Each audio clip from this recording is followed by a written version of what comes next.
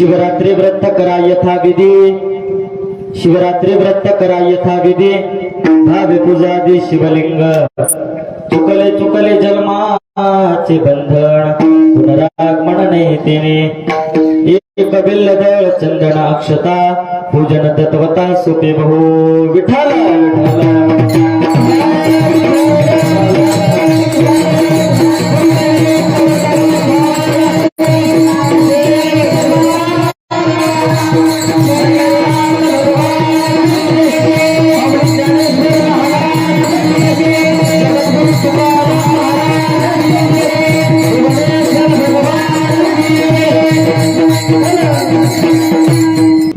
प्रस्तुत प्राप्त प्रसंगी, प्राप्त स्थळी, प्राप्त वेळी कीर्तन सेवे करता निवडलेला अभंग, संत शांत श्रीमंत असणारे पैठण निवासी, जगाच्या बापाने ज्यांच्या घरी अनाथ होऊन पाणी भरलं असे असणारे नाथबाबा यांचा 4 चरणाचा उत्कृष्ट असा शिवरात्रीचं महात्म्य सांगणारा अभंग सेवे करता निवडलेला आहे। विठ्ठल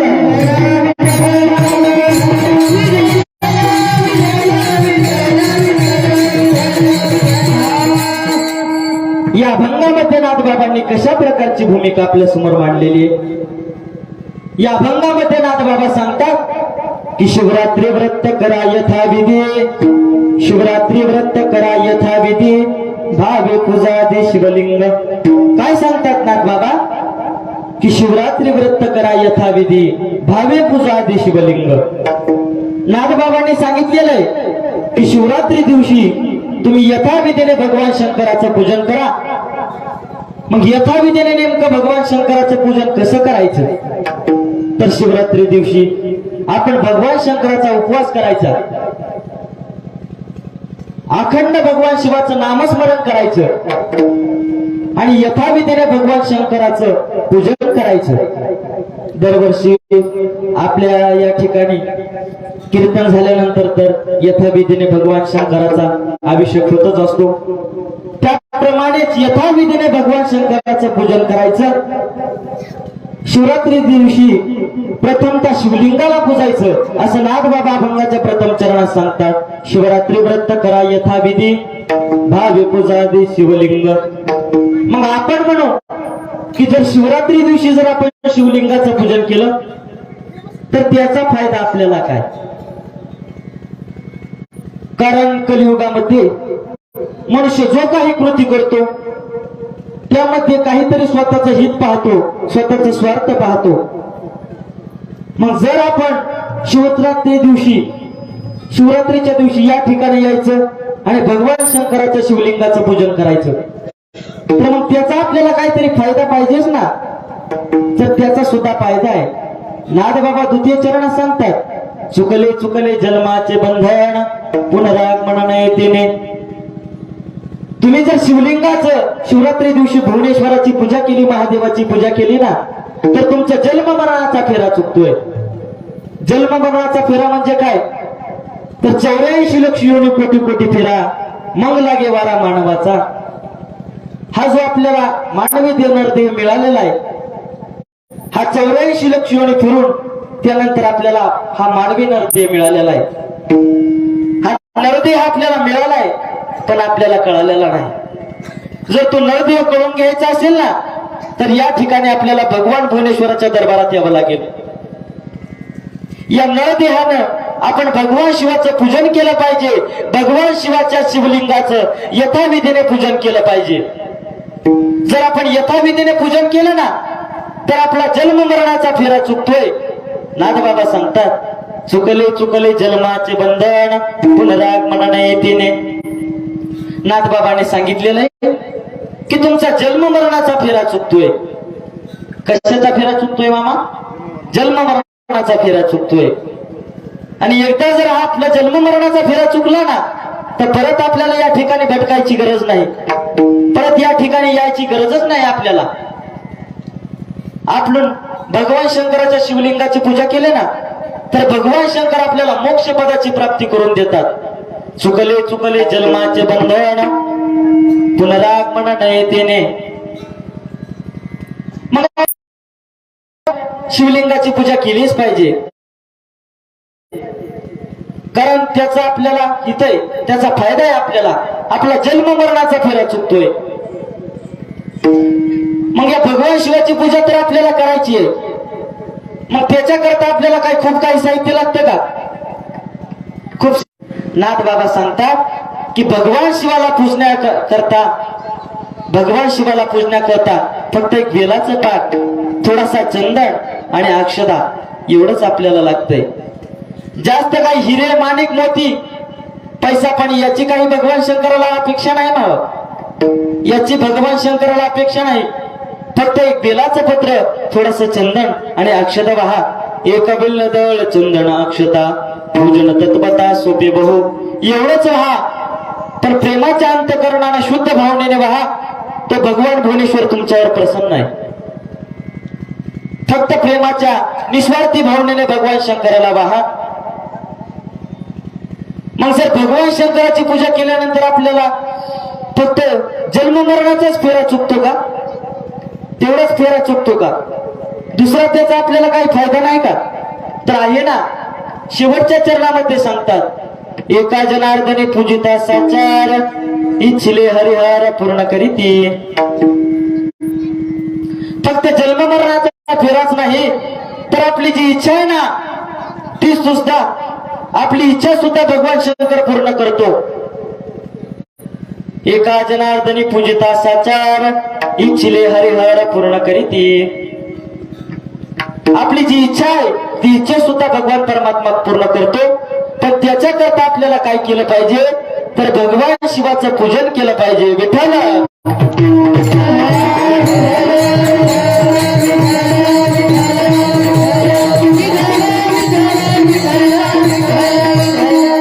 शिवरात्री व्रत करा यथाविधी भावे पूजा दे शिवलिंग. आपल्या अभंगाचा सरळ सरळ भावार्थ झालेला आहे. त्याच्यामुळे कीर्तन सुरू असताना या ठिकाणं कुणी या ठिकाणावर कुणी उठायचं नाही, गप्पा मारायच्या नाहीत. कारण कीर्तनकार आपलाच आहे आणि श्रोते सुद्धा आपलेच आहेत. त्याच्यामुळे आज घ्यायची गरज नाही. त्यामुळे ज्या ज्या वेळेस भजन होईल त्या त्या वेळेस सर्वांनी मुखानं टाळी आणि हाताने भजन करायचं. बरोबर आहे ना? नाही तर ज्या ज्या वेळेस भजन होईल, शिवरात्रीचा पर्व काळ आहे मामा, ज्या ज्या वेळेस भजन होईल त्या त्या वेळेस हाताने टाळी आणि मुखाने भजन करायचंय. विठ्ठल विठ्ठल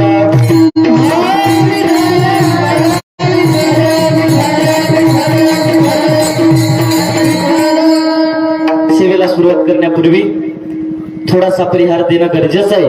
ते म्हणजे असं, सालाबाद प्रमाणे सुरू असलेला अखंड हरिनाम सप्ताह श्री क्षेत्र भुवनेश्वर देवस्थान विजयनगर दरवर्षीप्रमाणे आपला हा अखंड हरिनाम सप्ताह सुरू आहे. वर्ष 10वी आणि 10व्या वर्षाची 6व्या दिवसाची सेवा ही माझ्यासारख्या पामर जीवाकडे आली. ही सेवा मला गावकऱ्यांनी दिली.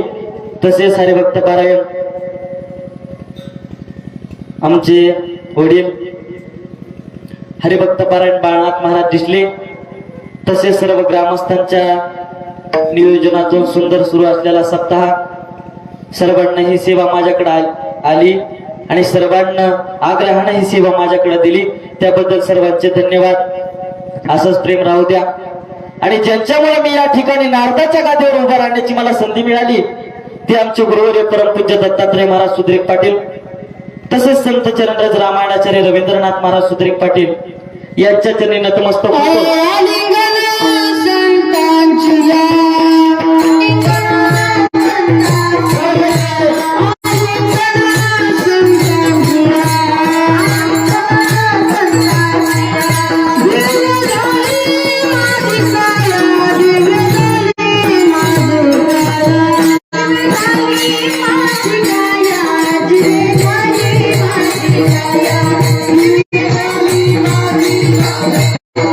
Thank you.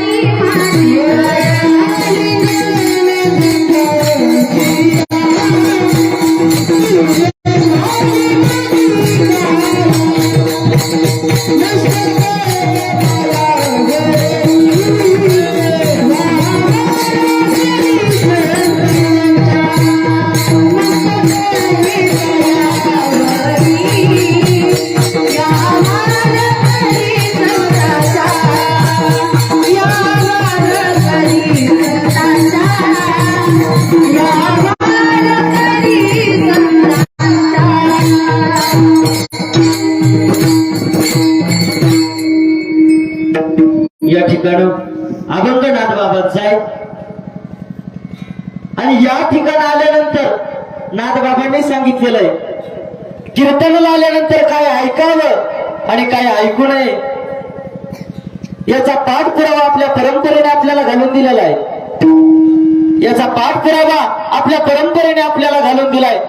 ज्यांचा अभंग आहे ते नाथबाबा, त्या नाथबाबांनी सांगितलेलं आहे की कीर्तनाला आल्यानंतर काय ऐकावं आणि नारद मुनींनी सांगितलेलं आहे की कीर्तनाला आल्यानंतर काय ऐकू नये। नाथबाबा सांगतात की कीर्तनाला आल्यानंतर भगवंताचं चरित्र ऐकावं। सगुण चरित्रे परम पवित्रे सादर वर्णावे सज्जन वृंदे मनोभावे आदि वृंदावे जेणेकरून मूर्ती ठसावी अंतरी श्रीहरीची ऐसी कीर्तन मर्यादा हे संताच्या घरची। नाथबाबा सांगतात की कीर्तनाला आल्यानंतर भगवंताचं चरित्र ऐकायचं आणि नारद मुनी सांगतात की कीर्तनाला आल्यानंतर काय ऐकू नये। स्त्री धनम नास्तिकम चरितम न श्रवणीय। जी स्त्री साधनेला लागलेली आहे ना तिने पुरुषाचं चरित्र ऐकण्याचं माणूस ठेवू नये आणि जो पुरुष साधनेला लागलेला आहे ना मामा, जो पुरुष साधनेला लागलेला आहे त्याला स्त्रीचं चरित्र ऐकण्याचं माणूस ठेवू नये। कुठल्या स्त्रीचं? जी स्त्री तुमचं आणि माझं जीवन अधोगतीला नेईन तिचं। कुठल्या पुरुषाचं? जो पुरुष तुमचं आणि माझं जीवन अधोगतीला नेईन त्याचं। अर्थात काहीही ऐकण्याचं माणूस तिथे तरी ठेवू नये।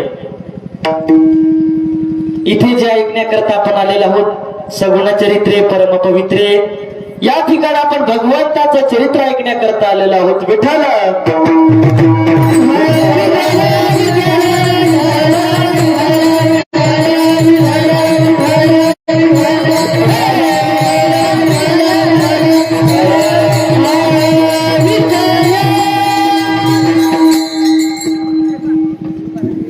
महाशिवरात्रीचा पर्व काळ आहे। महाशिवरात्रीचा पर्व काळ आहे। शिवरात्री ही प्रत्येक महिन्याला येत असते।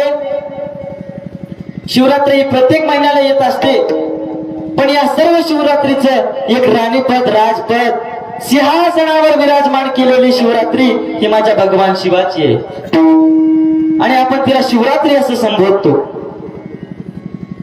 सिंहासनावर विराजमान केलेली एक रात्री ती माझ्या भगवान शिवाची आहे आणि त्या शिवरात्री दिवशी तर आपण अखंड भगवंताचा नाम जप आज केलेलाच आहे आणि दरवर्षी सुद्धा आपण भगवंताचा अखंड शिवरात्री दिवशी नामस्मरण करत असतो। कीर्तन झाल्यानंतर अभिषेक सुद्धा असतो, म्हणजे आपण यथाविधीने भगवान शंकराची पूजा करत असतो। ज्याप्रमाणे नाथबाबांनी सांगितले ना त्याप्रमाणे शिवरात्री व्रत करा यथाविधी भावे पूजादी शिवलिंग। अहो जे भगवान शंकर आहेत ना यांनी सर्व राज्याचा त्याग करून सर्वस्वाचा त्याग करून स्मशानामध्ये ज्यांनी आपलं वास्तव्य ठरवलं ते जोनी स्मशानी वास केला। सर्वस्वाचा त्याग करून ज्यांनी स्मशानामध्ये वास ठरवला स्मशानामध्ये वास केला असे असणारे भगवान शंकराचे भक्त आहेत आपण। अशा भगवान शंकराचे उपासक आहेत आपण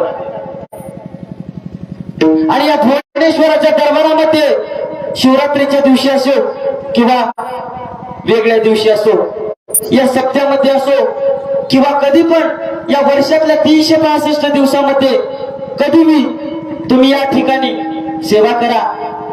थोडस झाडा तेवढंच पुण्य आहे, सप्त्यामध्ये चटई गुंडाळा तेवढंच पुण्य आहे, पंतरवाळे उचला तेवढंच पुण्य आहे, पखवाद वाजवा तेवढंच पुण्य आहे, तेजस महाराजासारखं गायन करा तेवढंच पुण्य आहे, कीर्तन करा तेवढंच पुण्य आहे। पण तुमची सेवा कशी पाहिजे तर मनोभावाने प्रेमाने आपली सेवा पाहिजे। जर मनाने मोकळ्या मनाने जर तुमची सेवा असेल ना तर तो भगवान शंकर तुमच्यावर कृपा केल्याशिवाय राहणार नाही। विठ्ठल विठ्ठल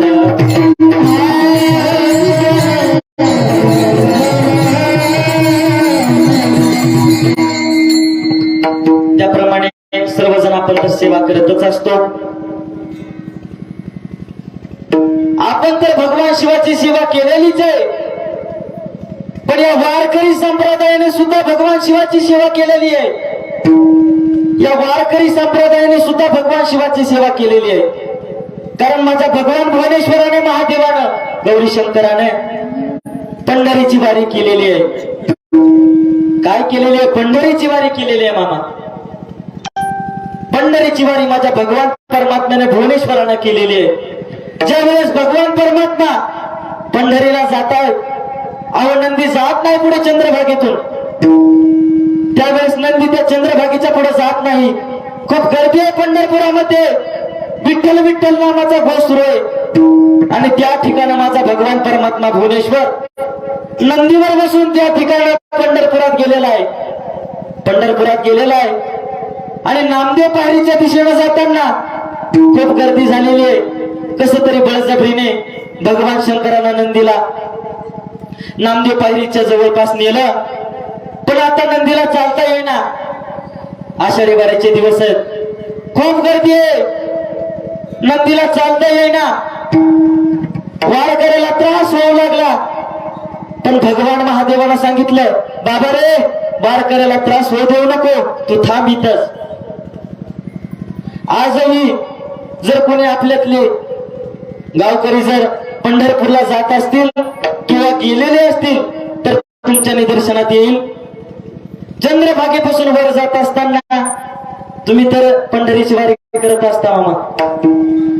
आपण त्या ठिकाणाहून चंद्रभागेमध्ये स्नान केल्यानंतर नामदेव पायरीकडे जाताना मुख्य जी कासार गल्लीमधली पोलीस चौकी आहे ना, त्या पोलीस चौकीच्या शेजारी एक मारुतीरायाचं मंदिर आहे ना. कोणी जर पंढरीला जात असेल, वारी करत असेल तर त्यांच्या लक्षात येईल. मुख्य जी चौकामधली पोलीस चौकी आहे, त्या पोलीस चौकीच्या शेजारी एक मारुतीरायाचं मंदिर आहे. आणि त्या मारुतीरायाच्या मंदिरासमोर नंदी आहे. तो माझ्या भगवान शिवाचा आहे. त्या ठिकाणी भगवान कुणाच्या? मारुतीरायाच्या मंदिरासमोर नंदी आहे. कुणाच्या? पण मारुतीरायाच्या मंदिरासमोर नंदी नसतो, पण तो त्या ठिकाणी भगवान शंकरानं थांबवलेला नंदी आहे. भगवान भुवनेश्वरानं महादेवानं सांगितलं की बाबा, वारकऱ्याला त्रास होऊ देऊ नको, तू थांब इथंच. त्यावेळेस तो नंदी बाबा त्याच ठिकाणी थांबलेला आहे. अजून सुद्धा ती दगडाची मूर्ती, तो नंदी त्याच ठिकाणी तो नंदी आहे. अरे बायकोला तर या महादेवानं त्या ठिकाणी पंढरपुरामध्ये नेलंच नाही. बायकोला तर पंढरपुरामध्ये आणलंच नाही. बायकोला तिकडच पंढरीच्या रेल्वे स्टेशनकडे तिकडच थांबवलं. परत आई मला सांग, माऊलीनं गोडवर रंग केलेलं ज्ञानोबरायांना. चंद्र तेथे चंद्रिका, शंभू तेथे अंबिका, पण त्या ठिकाणी अंबिका वजाय मामा. दादा त्या ठिकाणी शंभुका अंबिका वजाय. त्या ठिकाणी फक्त शंभू आहे, अंबिका नाही. तर अंबिका तिकडे रेल्वे स्टेशन का पलीकडे. परत त्या त्याच ठिकाणी महादेवानं सांगितलं की तू इथेच थांब. त्या ठिकाणी रेल्वे स्टेशनच्या पलीकडे पार्वती माता आहे. त्या मारुतीरायाच्या मंदिरासमोर नंदी आहे. आता कोण राहिलं? गणपती बाप्पा. दोघ जणच भगवान महादेव आणि गणपती बाप्पा नामदेव पायरीच्या दिशेने निघाले. नामदेव पायरी चढले आणि नामदेव पायरी चढल्यानंतर जे मुख्य महाद्वार आहे ना, त्या मुख्य महाद्वारामध्ये भगवान परमात्मा मुख्य महाद्वारामध्ये गेले. पण त्या ठिकाणी खूप गर्दी झाली. एवढी वारकऱ्याची गर्दी झाली आणि आपल्या गणपती बाप्पाचं देरी खूप मोठी. त्या ठिकाणी गणपती बाप्पाला अडचण व्हायला लागली. पण उजव्या बाजूला, डाव्या बाजूला जी जवळजी मळोजीची समाधी आहे ना, त्या जवळजी मळोजीच्या समाधीच्या बांधलेला सभामंडप आहे. त्या सभामंडपाच्या त्या ठिकाणी एक गणपतीरायाचं मंदिर आहे. जे जात असतील त्यांच्या लक्षात येईल. खाली उतरत असताना खूप गर्दी झाली. गणपतीरायांची डेअरी त्या ठिकाणं त्या गर्दीमध्ये आहे. मुख्य महाद्वार उलटून सर्व महाद्वार उलटून आता भगवान महादेव पुढे गेले. गर्दी सावरत सावरत भगवान महादेव पंढरीरायाच्या समोर गेले. माझ्या पंढरीशी परमात्म्याला इतका आनंद झाला, त्या रुक्मिणी प्राण संजीवन परमात्म्याला एवढा आनंद झाला म्हणून महाराज, खूप आनंद झाला. त्या भगवान परमात्म्यानं विटेवरून खाली उडी मारली. महादेवाकडे भगवान परमात्मा पाहायला लागला. पांडुरंग परमात्मा खूप आनंद झालेला आहे. अजून सुद्धा त्या ठिकाणी तुम्ही जा आणि पहा की भगवान पांडुरंगरायाच्या टोपावर डोक्यावर अजून सुद्धा महादेवाची पिंड आहे. त्रिशूळ डमरू घे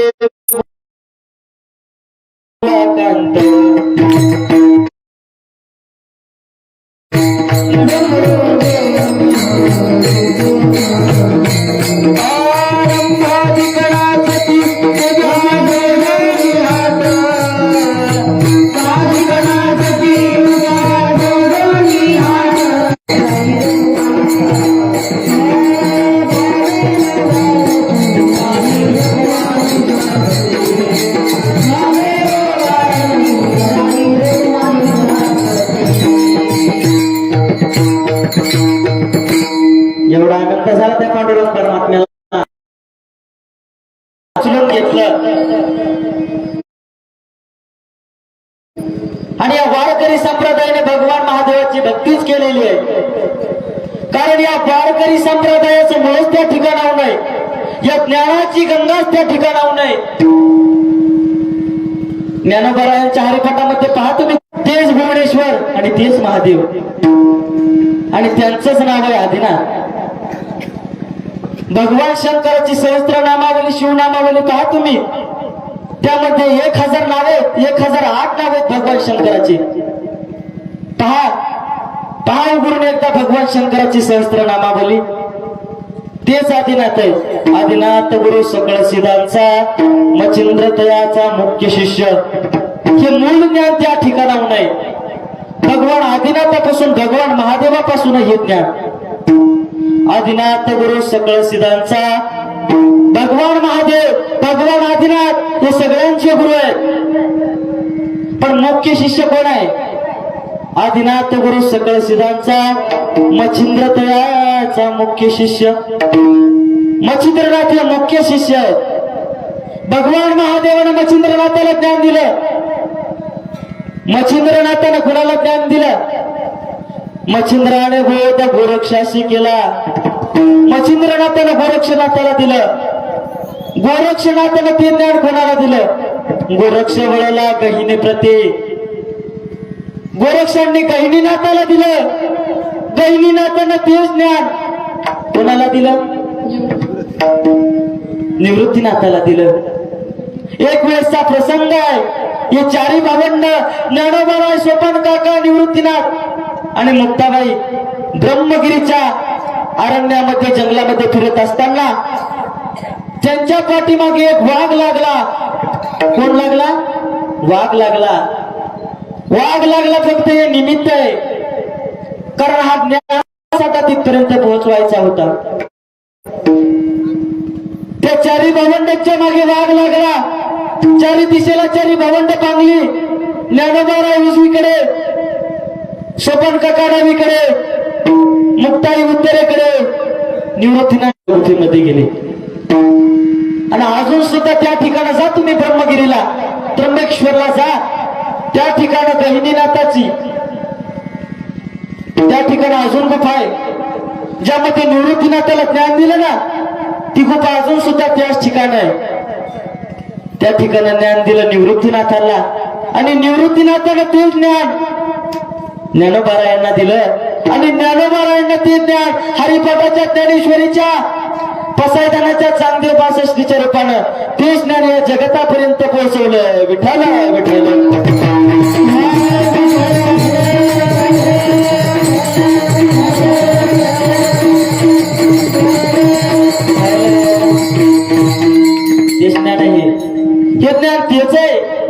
या ज्ञानाचा मूळ पाया इथून आहे. या भगवान भुवनेश्वरापासून महादेवापासून हे ज्ञान.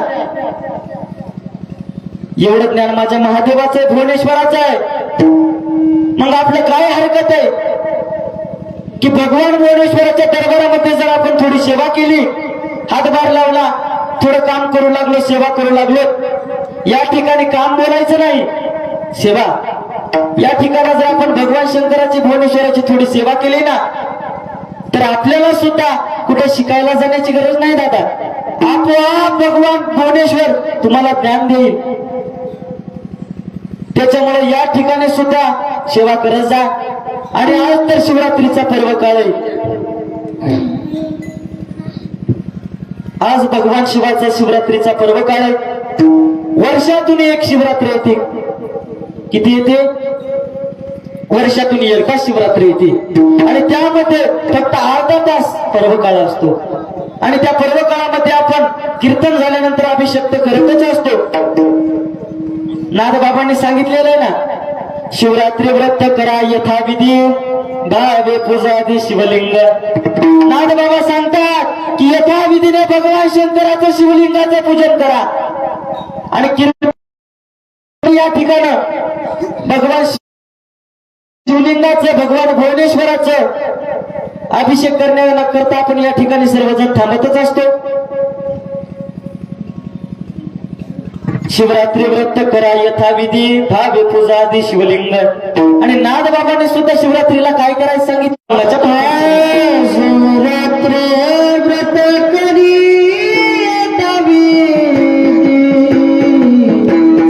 शिवरात्री व्रत करा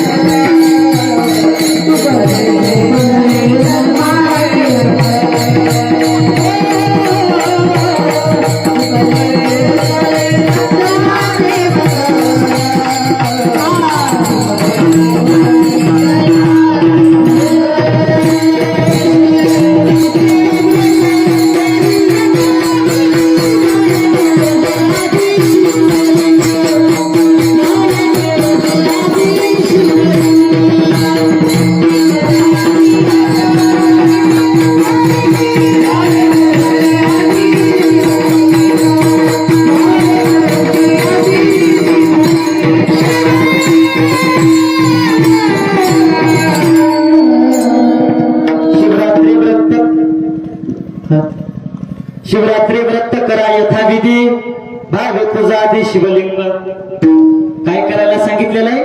शिवलिंगाला पूजायला सांगितलेलं आहे. आणि एका व्याधाची कथा तर आपल्या सर्वांना माहितच आहे. या शिवरात्रीच्या पर्व काळामध्ये एका व्याधाला सुद्धा आपल्या प्रसन्नतेप्रमाणे या देवतेच्या स्वभावाप्रमाणे आपल्या कृपेचं दान पदरात घालणारा हा भुवनेश्वर आहे. त्या व्यथाला सुद्धा प्रसन्नतेप्रमाणे आशीर्वाद देणारा तो भुवनेश्वर आहे, हा महादेव आहे. या व्याधाची कथा तर आपल्या सर्वांना माहितच आहे. त्या व्याधाने नकळत भगवान शंकराची, त्या व्याधाकडून नकळत भगवान शंकराची सेवा घडली. तर त्याचं काय चुकलं तेच नाथबाबा अभंगाच्या तृतीय चरणात सांगतात. चुकले चुकाले जगाचे बंधन, चुकले चुकाले जगाचे बंधन, चुकले चुकाले जगाचे बंधन, चुकले चुकाले जगाचे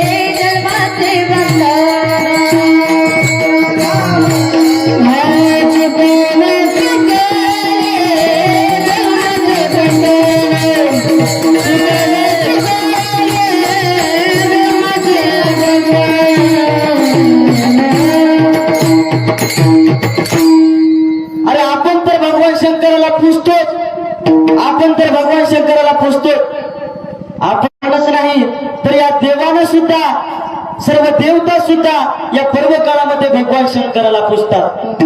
या पर्व काळामध्येच काय, तुम्हाला लंकेचा दृष्टांत माहिती ना, रावणाचा. राम प्रभू त्या ठिकाणी लंकेमध्ये जात असताना, त्या ठिकाणी लंकेमध्ये जात असताना कोणाला पूजलेला आहे? भजन करी महादेव,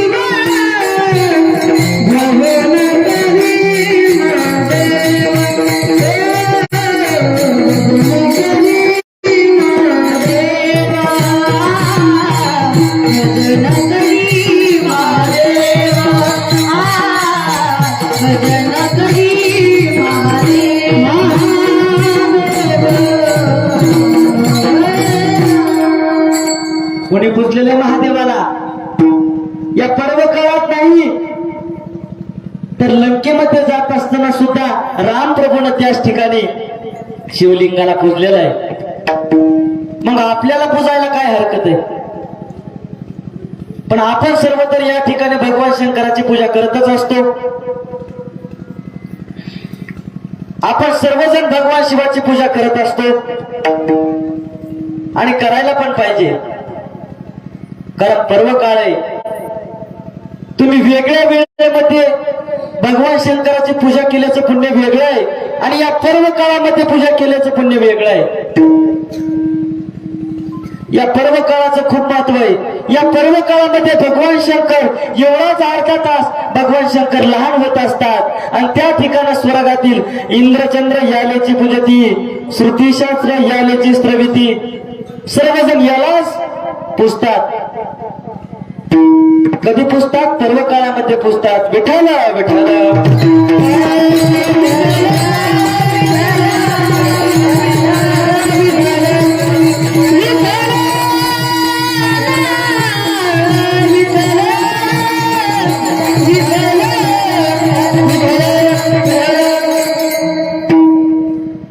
माधव या ठिकाणी भगवान शंकराची पूजा करतच असतो, पण या ठिकाणी या भुवनेश्वराला कशाची अपेक्षा नाही महाराज.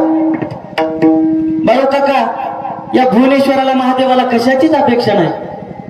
फक्त तुमच्या भावाचा, देवभावाचा भुकेला, फक्त तुमचा शुद्ध भाव या देवाला पाहिजे. दुसरं कशाची अपेक्षा नाही, फक्त भावाचा भुकेला आहे. मग तुम्ही त्याची कशी पण भक्ती करा. भगवान भुवनेश्वराला प्रेमाचा भुकेला, प्रेमाचा भुकेला, प्रेमाचा भुकेला, प्रेमाचा भुकेला, प्रेमाचा भुकेला,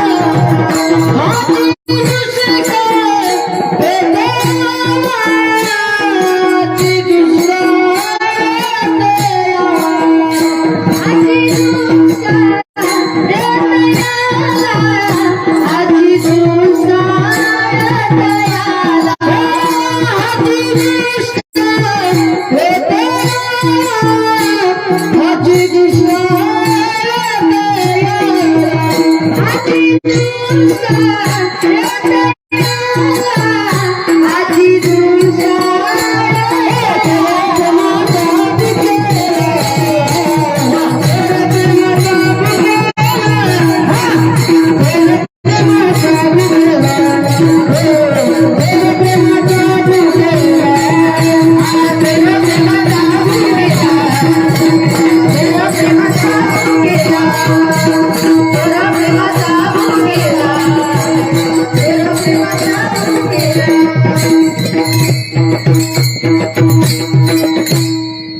थोर प्रेमाचा भुकेला, हाची दुष्काळ दयाला. कशाचा भुकेलाय, कशाचा भुकेलाय, प्रेमाचा भुकेलाय.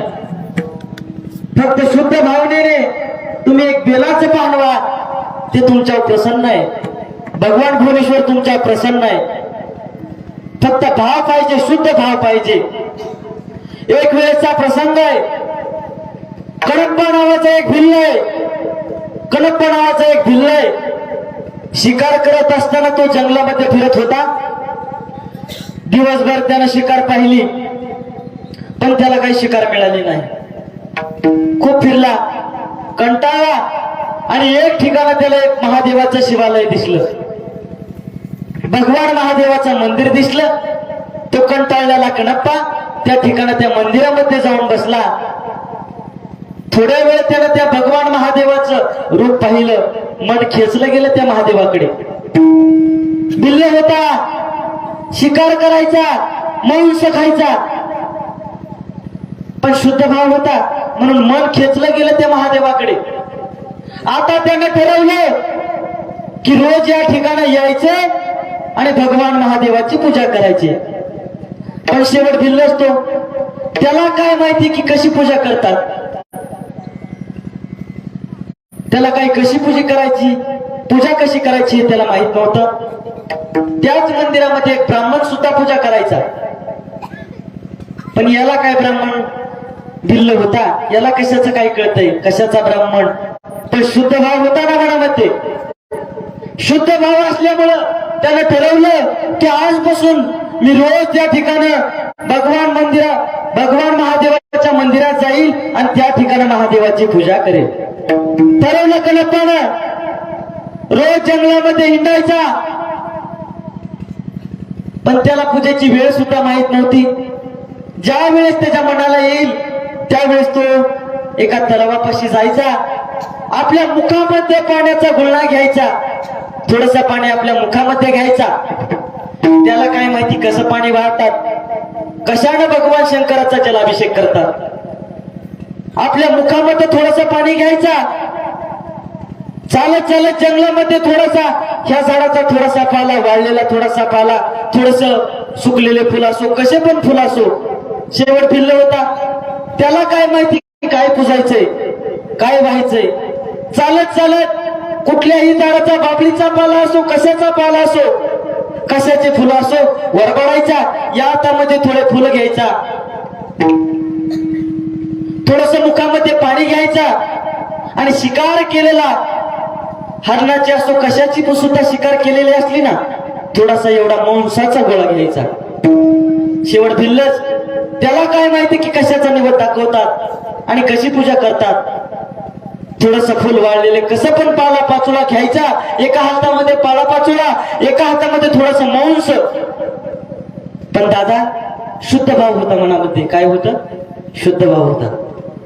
रोज त्या ठिकाणी जायचा, त्या ब्राह्मणाने पूजा केलेली असायची, त्याला काय माहित काय करायचं.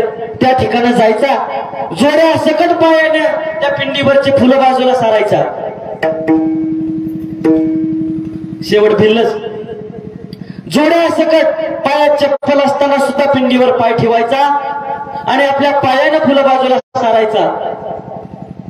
कारण शुद्ध भाव होता. एका हातामध्ये मांस, एका हातामध्ये थोडीशी सुकलेली कशी पण फुलं, थोडीशी तो खाली नव्हता ठेवत फुलं, आपल्या जोड्या सकट पायानंच ते फुलं सारायचा.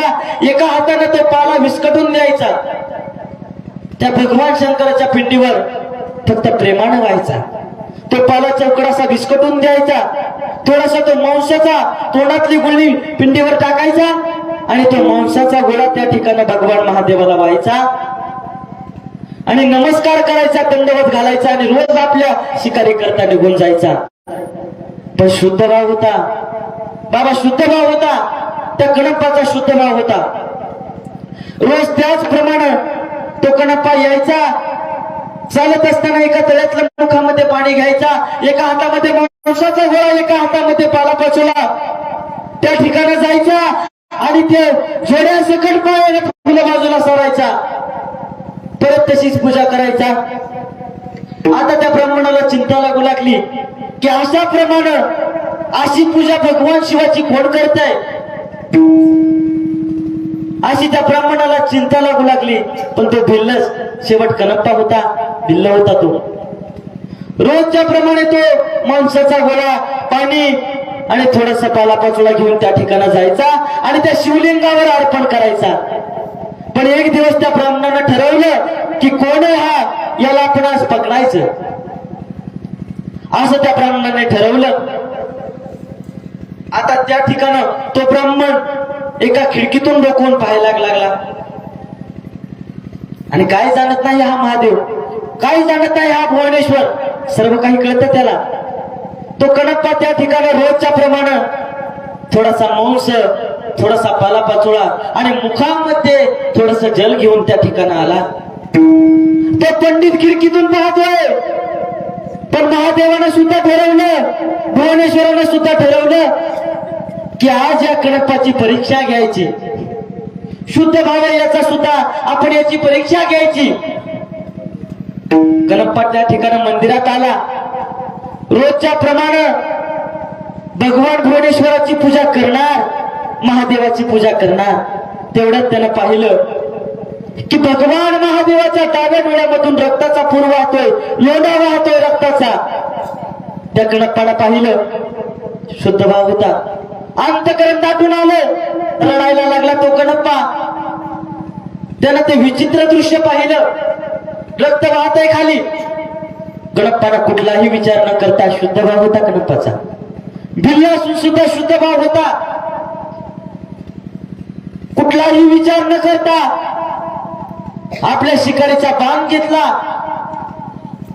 मांसाचा गोळा या ठिकाणी टेकवला आणि एका हातानं आपला डोळा काढला आणि त्या शिवलिंगाला बसवला. शुद्ध भाव होता दादा, शुद्ध भाव होता. एका डोळ्यातून त्याच्या रक्त व्हायला लागलं, वेदना होत आहे. पण शुद्ध भाव आहे भगवंताविषयी. शुद्ध भाव असल्यामुळं त्यानं पाहिलं की आता भगवंताचा उजवा डोळा नीट झाला. पण अजून परीक्षा पूर्ण झालेली नव्हती. आता भगवान महादेवाच्या दुसऱ्या डोळ्यामधून रक्त व्हायला लागलं. खूप वाईट वाटलं कणप्पाला, खूप अंतकरण भरून आलं. हुंदके देऊ देऊ तो कणप्पा रडायला लागला. आता कणप्पानं ठरवलं की उजवाही डोळा काढायचा आणि भगवंताला अर्पण करायचा ठरवलेलं आहे. पण करायचं कसं? एका हातामध्ये मांस फुलं आहेत, एका हातानं डोळा काढणार आहे. हातातला प्रसाद आणि फुलं कशी खाली ठेवावी? खाली ठेवायची नाहीत. कडकपणा बाण घेतला, थोडासा विचार केला आणि ज्या ठिकाणाहून रक्त वाहतंय त्या ठिकाणी उजव्या पायाचा अंगठा त्या भगवान महादेवाच्या डोळ्यावर ठेवला. जोड्या सकट पायाने उजव्या पायाचा अंगठा महादेवाच्या एका डोळ्यावर ठेवला. उजव्या हाताने डोळा काढला आणि तो सुद्धा डोळा भगवान महादेवाला अर्पण केला. कारण शुद्ध भाव होता. भगवान महादेवाला राहिलं नाही, प्रगट झाला आणि दर्शन दिलं. विठ्ठल विठ्ठल.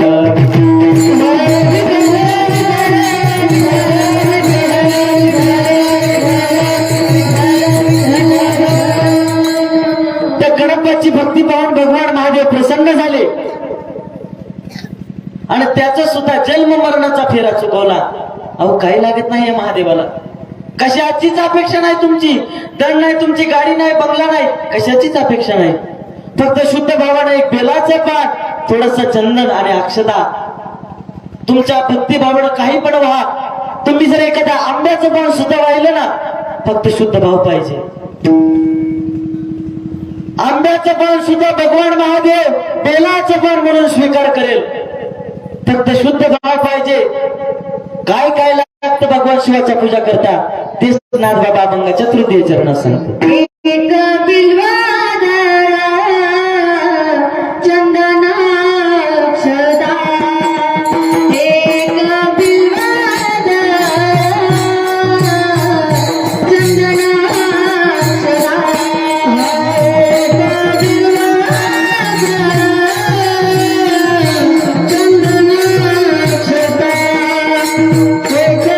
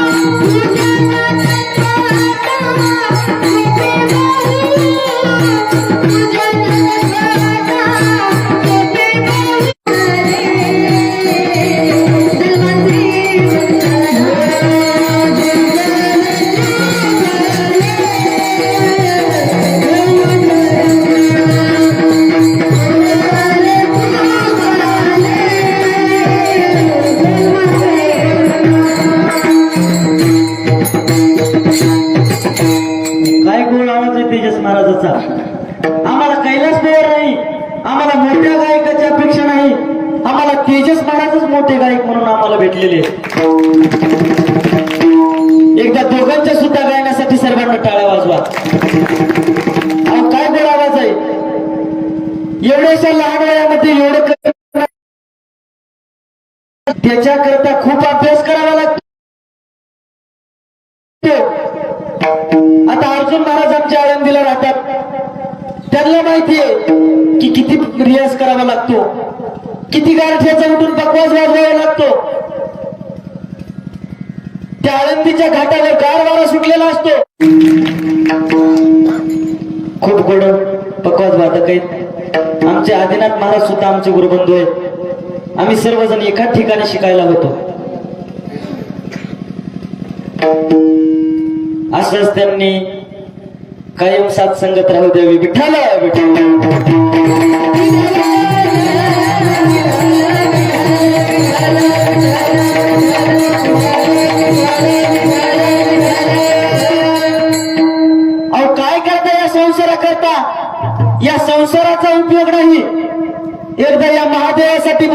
महादेवासाठी करून पहा. तुमचं जन्म मरण हा भुवनेश्वर चुकवतोय.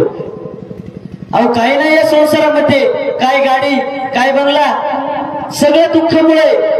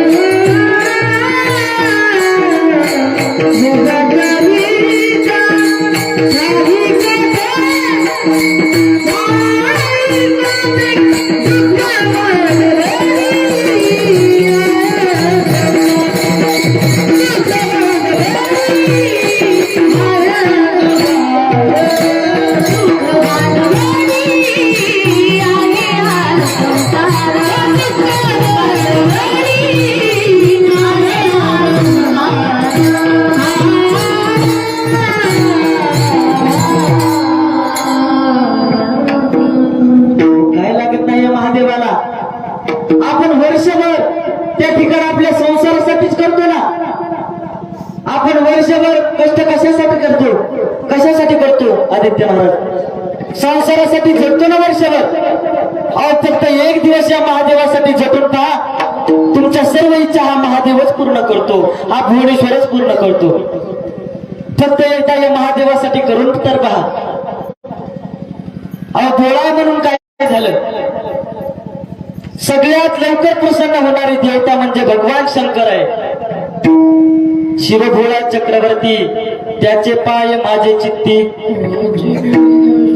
सगळ्यात लवकर प्रसन्न होणारी देवता म्हणजे भगवान भुवनेश्वर आहे. विठ्ठल विठ्ठल.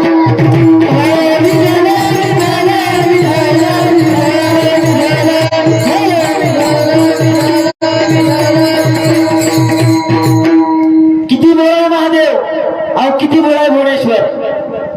दान जर द्यायला लागला ना, आशीर्वाद जर द्यायला लागला ना, तर हा पाहत नाही की हा मनुष्य आहे, की हा जनावर आहे, की हा राक्षस आहे, असा कुठलाही विचार करत नाही हा महादेव.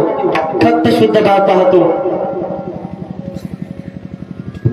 अहो फक्त शुद्ध भाव पाहतो. भस्मासूर तर सर्वांनाच माहित असेल. कोरोनाचा काळ होता, रोज भस्मासूर त्या ठिकाणी कैलासावर रोज भस्म महादेवाला, रोज तो भस्मासूर रोज त्या ठिकाणी ताजं भस्म सकाळ सकाळी घ्यायचा आणि भगवान महादेवाला द्यायचा. ही कथा भाग सर्वांना माहित आहे. भस्मासुराचं काय काम होतं, काय काम होतं नाना? रोज भगवान शंकराला ताजं भस्म द्यायचं. काय करायचं? ताजं भस्म द्यायचं. रोजच्या प्रमाणे तो भस्मासूर रोज ताजं भस्म, रोज ताजं भस्म. त्यातली त्याच्यात कोरोना होता.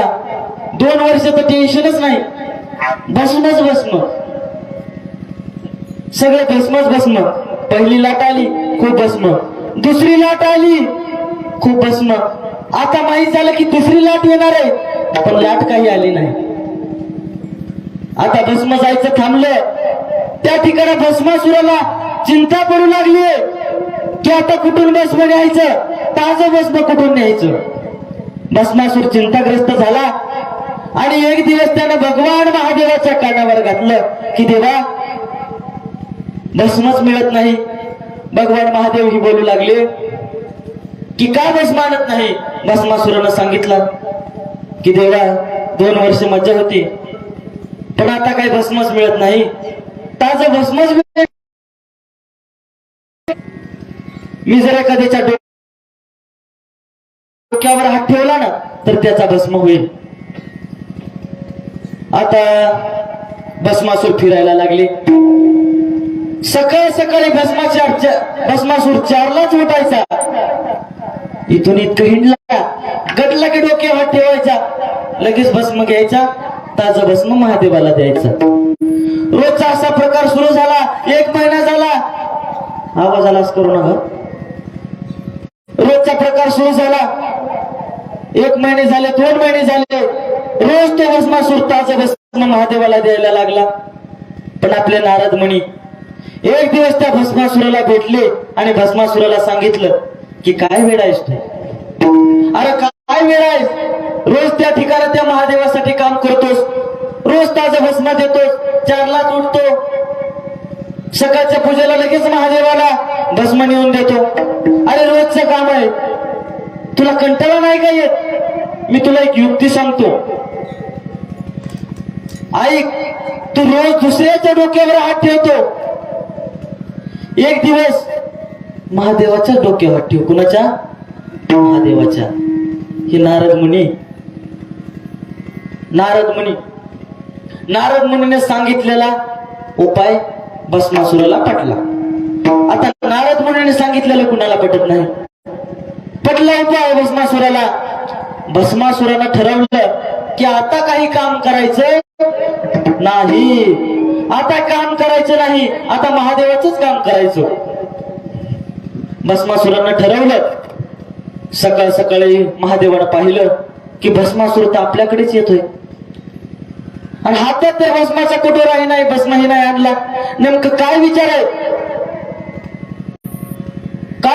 भगवान महादेवाला कळालं.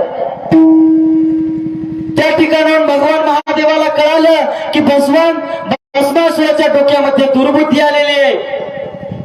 भगवान महादेव त्या ठिकाणाहून उठले आणि पुढे पळायला लागले. भगवान महादेव पुढे, भस्मासूर माग. भगवान महादेव पुढे, भस्मासूर माग.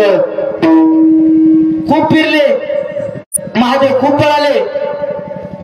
पण त्या ठिकाणं विष्णू परमात्म्याला कळालं. विष्णू परमात्म्यानं मोहिनीचं रूप धारण केलं आणि त्या ठिकाणी त्या भस्मासुराच्या समोर प्रगट झाले.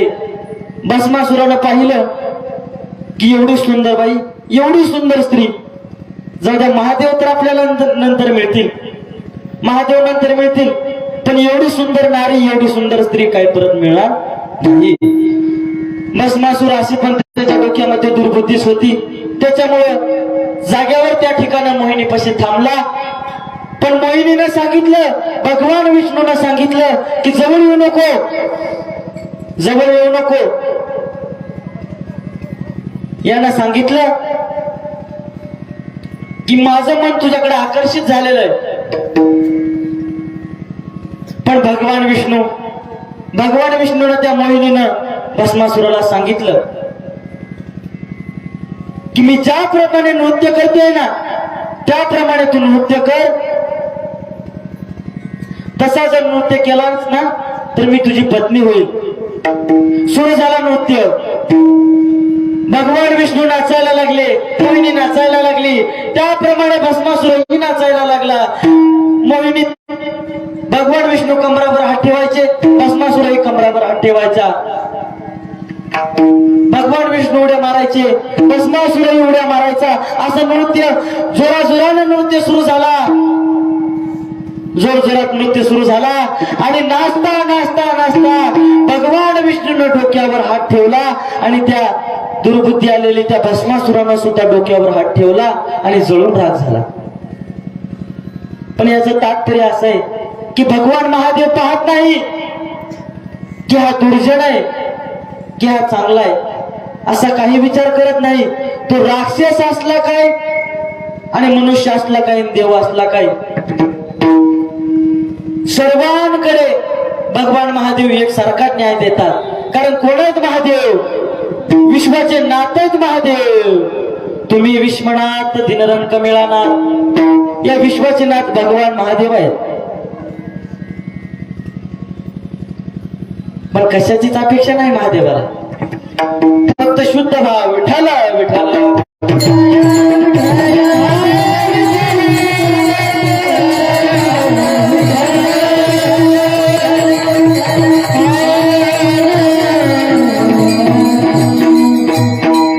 कशाची अपेक्षा आहे? फक्त शुद्ध भाव पाहिजे महादेवाला, दुसरं कशाचीच अपेक्षा या महादेवाला नाही.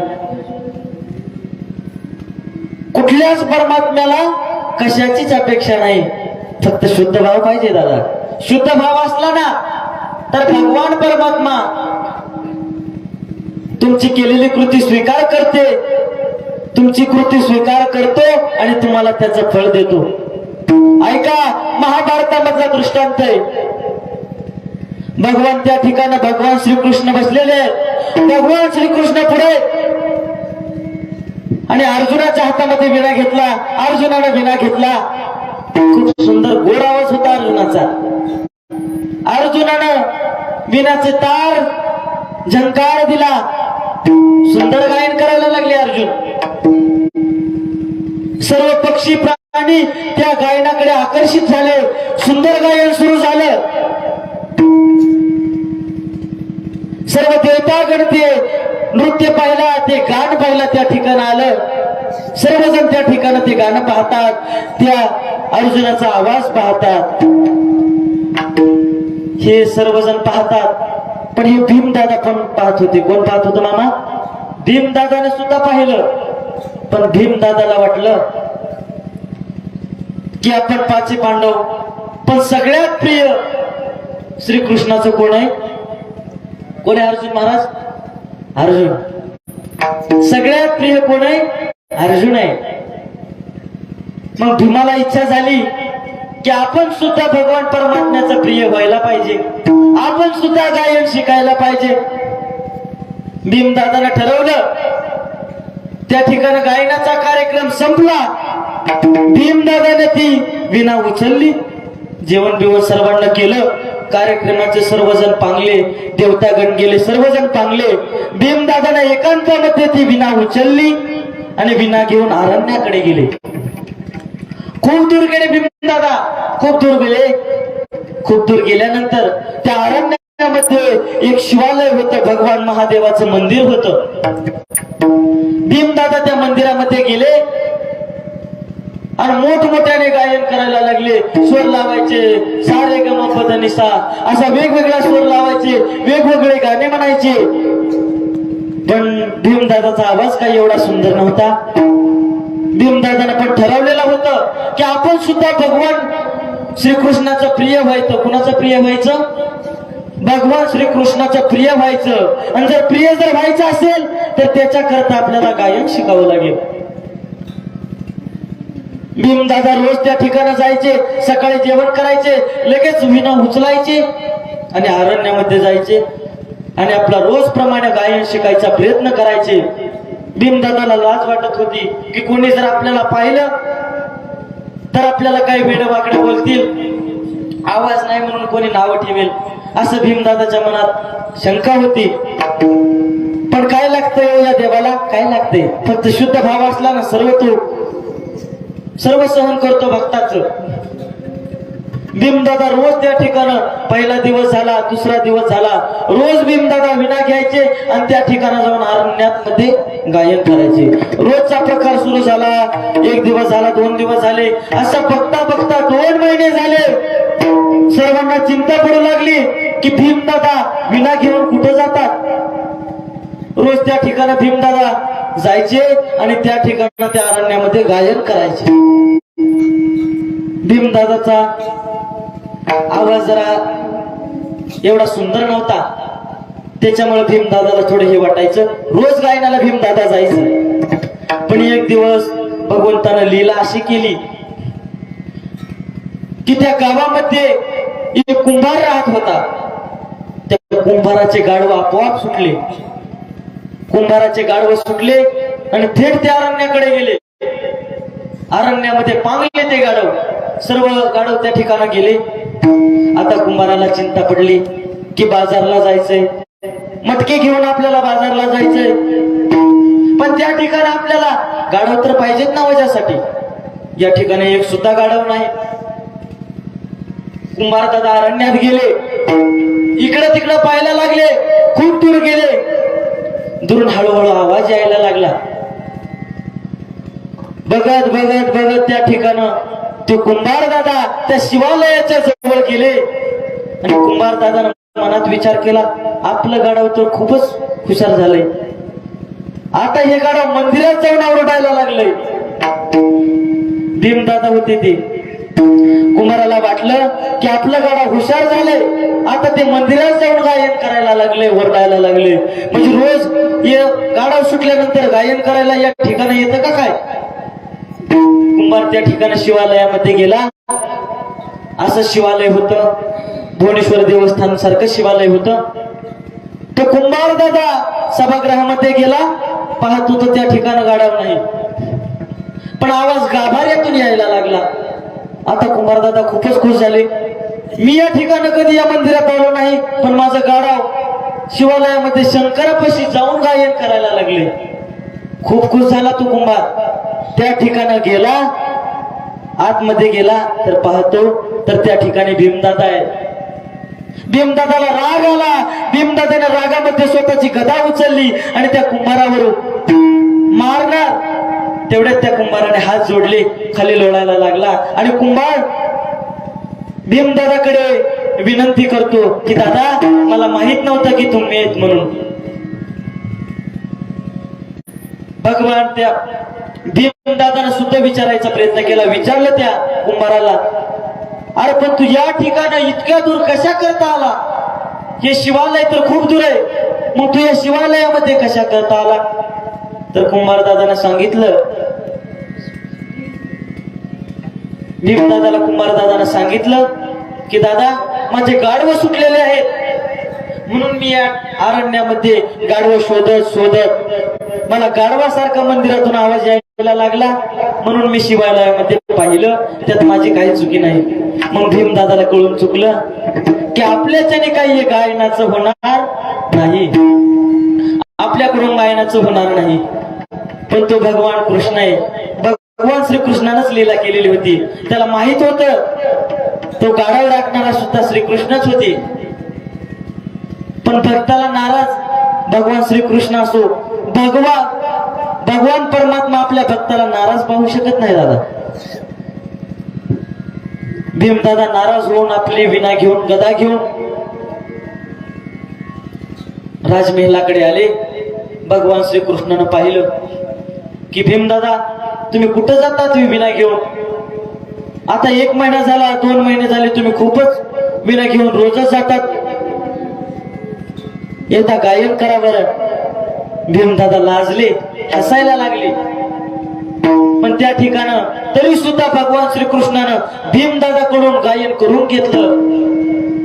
आवाज कसा का असाना, पण भगवान परमात्म्यानं अंतर्भाव पाहिला. काय पाहिलं?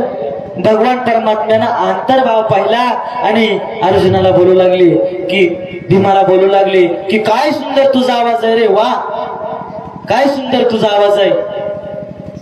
खुश झाले भीमदादा. देवाला तुमच्या कशाचीच अपेक्षा नाही, फक्त शुद्ध भाव पाहिजे. कशाचीच अपेक्षा नाही, फक्त काय पाहिजे? शुद्ध भाव पाहिजे. मग तुम्ही देवाला काही पण व्हा, एक बेलपत्र वाहिलं काय, आणि तुम्ही देवाला थोडस पाणी व्हा, काही पण व्हा, फक्त शुद्ध भाव पाहिजे. शुद्ध भावाने जर वाहिलं ना, तर तो भगवान परमात्मा नक्की तुमची इच्छा पूर्ण करेल. विठ्ठल विठ्ठल.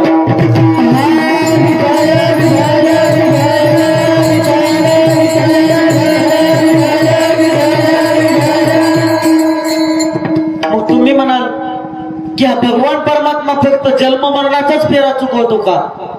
हा भुवनेश्वर भगवान परमात्मा महादेव फक्त जन्म मरणाचा फेरा चुकवतो का? अजून दुसरं काही करत नाही का? तर करतो ना. हा साचा परमात्मा, हा भगवान भुवनेश्वर, हा महादेव तुमची जी इच्छा आहे ना, ती इच्छा सुद्धा पूर्ण करतो. तेच नाथबाबा अभंगाच्या शेवटच्या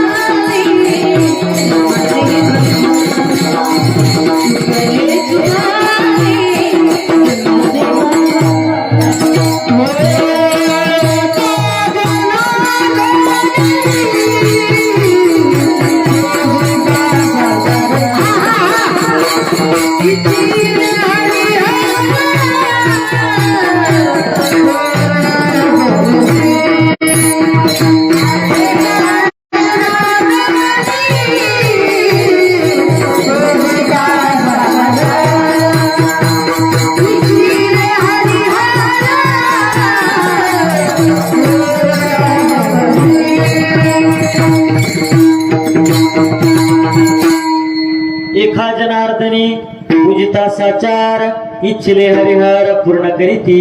या हरिहराला कशाचीच अपेक्षा नाही तुमची, कशाचीच अपेक्षा नाही. फक्त शुद्ध भावनेने भक्ती करा. काही सुद्धा काम करा तुम्ही, कशाने पण सेवा करा, तेवढंच पुण्य आहे या ठिकाणी. आज महाशिवरात्रीचा पर्व काळ आहे. महाशिवरात्रीचा पर्व काळ आहे आणि कीर्तन झाल्यानंतर आपल्या या ठिकाणी रुद्राभिषेक आहे. हे सर्वांना ज्ञात आहे. आणि नाथ बाबांनी सुद्धा अभंगामध्ये सांगितलेलं काय सांगतात नाथ महाराज? शिवरात्री व्रत करा यथाविधी, भावी पूजा दे शिवलिंग विठोबा रखो.